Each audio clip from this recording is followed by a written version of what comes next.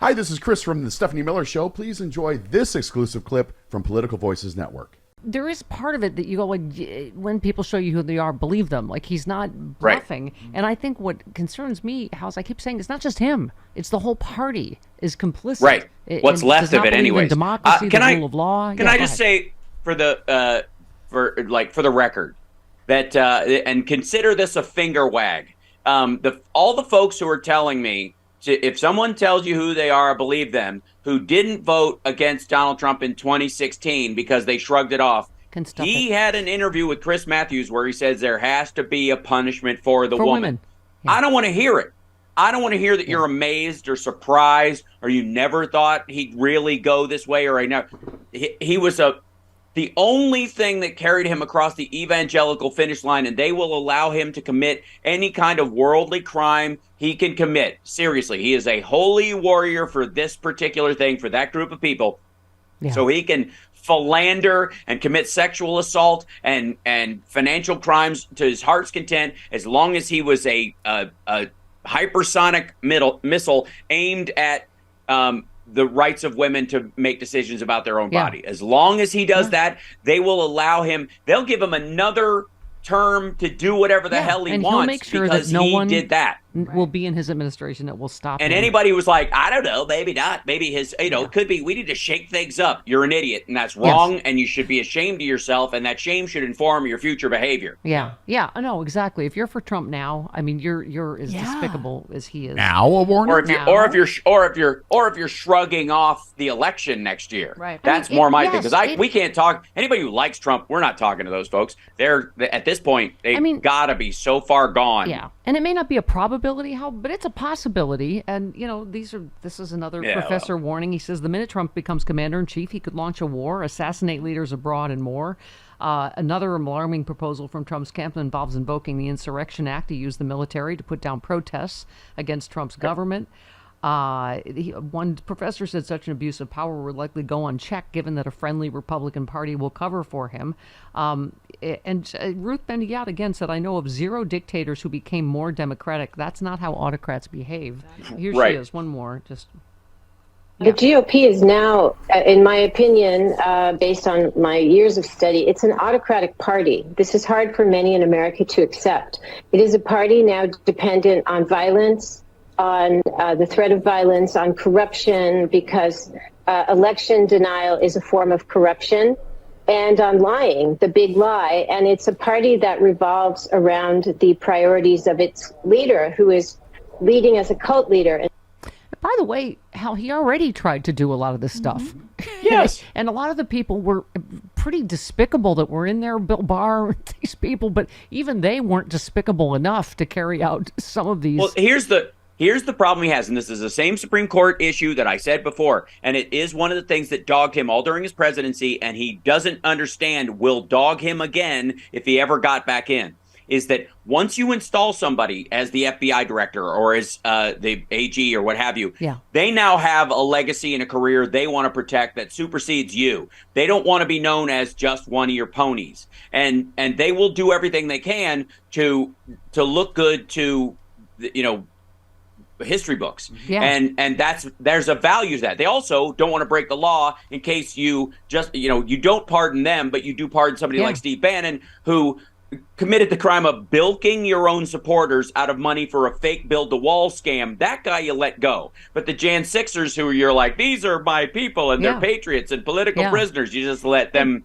hang. I guess that's the thing. And Tom Nichols made a point about the military. He said Trump makes a great show of venerating the military in public. In fact, he has a great deep disrespect for the military. He understands the pomp and the parades and the salutes and the sir, and he wants to use that force as his personal muscle. We know this. It isn't hypothetical. He did it in front of the church to hold the Bible upside down with both Corinthians. Must have it's a Bible. Dizzy. Both it's Corinthians a Bible. Right.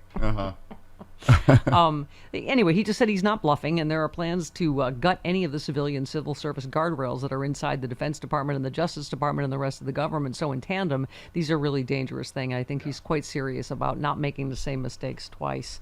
I mean, just the fact, Hal, that we live in a country where this is even a possibility is sometimes deeply terrifying and depressing, isn't it? No. Oh, all right. Well. No. It's Nope. Social media is very noisy about this kind of stuff, but in reality, the average person doesn't want to have any part of it, and that's the thing. The only issue we have is voter apathy, not recognizing the threat of him. But I think increasingly they are, and like I said, because women are more than half. By a smidge, but still more than half of the electorate. They're not ignoring this next couple of rounds, and the GOP knows that they have no shot at being a national party. That's why they're going after these small legislatures or turning states like Texas and stuff into little fiefdoms, because they know nationally they're losing that fight. And we've never had a situation in the world where an entire nation has suddenly, finally woken up to the idea that the systems of old that were bad, we cut off, and the systems of old that were good, we keep. It's always been a mishmash, but the vast majority in the 80-20 rule support a women's right to choose, reasonable restrictions on guns, all this kind of stuff, the 70 to 80%. And Democrats provide for those voters. This is going to be the whole show to the election. I just bring up scary things, and then you just calm down. And I just pat him down. I'm like his little girl in the middle of the night. Daddy doesn't lie! And then he comes in. And I know, I feel like I'm playing volleyball against Oompa Loompas. No offense to our green-skinned brethren. But what about this? And you're like, okay, honey. Punk. Nope. Okay. So not at all. Not never. Not. I saved super scary tech nerdy things for you because you understand more stuff about that than I do. Do we need to be concerned about deep fakes, for instance? Yes. NBC has demanded that the Trump campaign official remove a deep fake video featuring NBC's Garrett Hawk reporting, quote unquote, from outside the third Republican primary debate. It features him ostensibly talking trash about Trump's rivals, disguised as a real report. I mean, this is technology that we didn't have back in the. We don't have to worry about it from campaigns or legit sources of any sort, like Fox or somebody putting something together. It's the breathless reporting of a viral video online that nobody knows where it came from, has been making the rounds, and then they use that as an excuse to play it because. And again, that's why Europe and the United States are having, watermarking, especially in the metadata of kind of videos. But again, all you have to do is film your screen to get that stuff up. I got news for you, though. Talk about mutual assured destruction. The problem that anybody who would do that has is that it's too easy, that it is literally and all that's going to happen is there'll be a couple of these pop off. People will believe less and less the instant videos that they see that drive them to, get into flame wars on Exeter and all that kind of stuff. And so it'll be a wash. It'll turn into the buzzing of bees because most people are like, I don't think he really said that. Do you think he really said that? Well, and the minute one of them shows up to be a deep fake, and it won't be that hard because you'll be able to compare it to the original footage. So here's the other.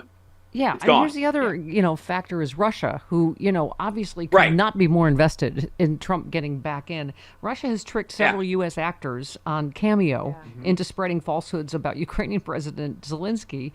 Celebrities like Elijah Wood appear to be sending a personal message to Mr. Zelensky asking him to get help with substance abuse. Russia has long falsely claimed that Zelensky and other Ukrainian leaders are struggling with substance abuse in a bid to win support for their ongoing invasion of Ukraine.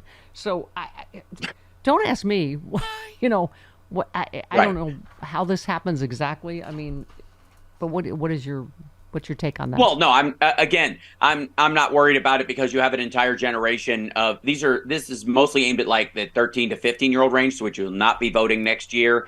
More than likely, the vast majority of people who look into that stuff will not be voting in the cycle until the cycle after that, in which time they will be the generation that grew up aware of deep fakes more than any other generation. And they will be more guarded against it and they will lose the knee-jerk reflex that social media created artificially in everyone to overreact to half a video, fights that pick up in the middle, viral videos that start at the point of action but show no context beforehand. The generation right before them has dealt with that. The next one will be like, they'll be watching it like your friend who ruins every horror film. It's like, that's ketchup. Blood doesn't look like that. That's way too orange.